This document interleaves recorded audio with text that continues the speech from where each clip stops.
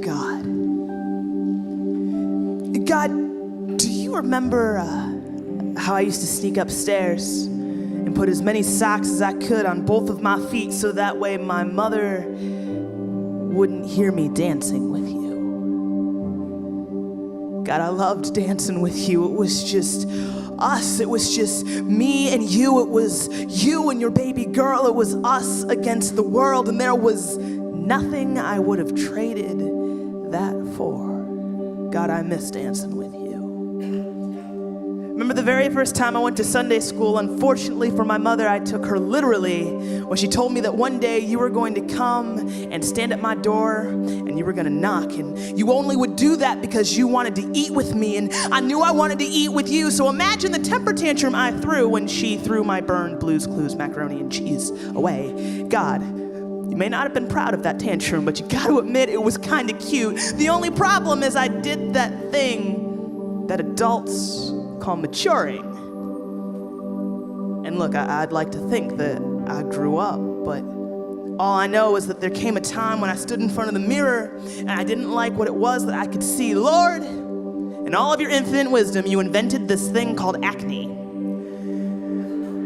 And we need to talk about it, because what that means is that at certain points of the week, I get a pimple that spreads just to the left side of my nostril, and it makes me look like a lopsided unicorn. God, we got to talk about this. And we could, if I still danced with you.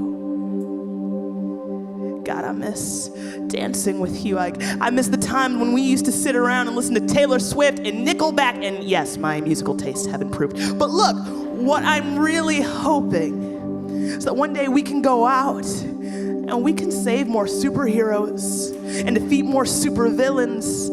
Because, Lord, I appreciate the fact that you loved me anyway. And now that I'm older, I know that I can take that as an example. I know that if I speak in tongues of men or of angels, but I do not have love, I am only a resounding gong or a clanging cymbal. If I have the gift of prophecy and can fathom all mysteries and knowledge, and if I have faith that can say to a mountain, move, but do not have love, I am nothing.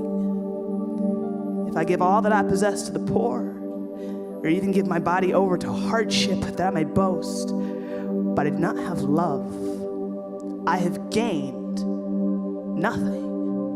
Love is patient. Love is kind. It does not envy. It does not boast. It is not proud. It does not dishonor others. It is not self-seeking. It is not easily angered. It keeps no record of wrongs. Love does not delight in evil, but it rejoices with truth. It always protects. It always trusts. It always hopes, always perseveres. Love never fails. But where there are prophecies, they will cease.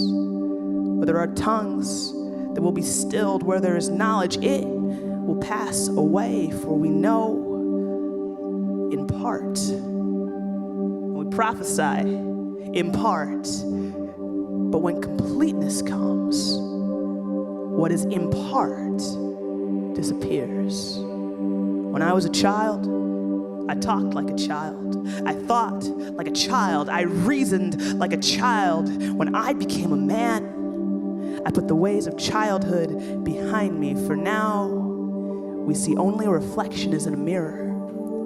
Then we shall see face to face. Now I know in part.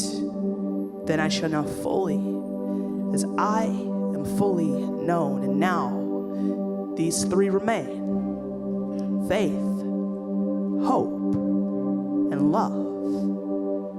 But the greatest of these is love.